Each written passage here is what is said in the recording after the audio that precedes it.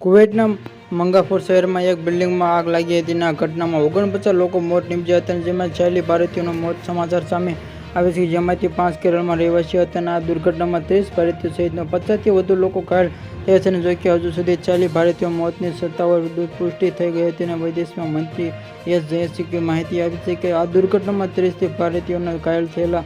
તેમણે જણાવ્યું કે ભારતીય રાજદૂત ઘટના સ્થળે પહોંચ્યા ઘાયલની મુલાકાત લઈને આ ન્યૂઝમાં આપેલું કે સવારે લગભગ 6 વાગ્યે થઈ હતી. સવારે ગ્રાઉન્ડ ફ્લોર કિચનમાં લાગેલી આગમાં ઝડપી લાગેલા આગમાં આ બિલ્ડિંગમાં ફસાયેલા આગનું કારણ હજુ સુધી જણાવી શક્યું નથી. કુવૈતની ઘટના ભારતમાં વિદેશ મંત્રી એસ જયશંકરનું નિવેદન પણ સામે આવ્યું હતું. સોશિયલ મીડિયા પર કરેલા આ આઘાત લાગ્યો હતો કે આ સુધીમાં 40 લોકો મોત થઈ ગયા હતા.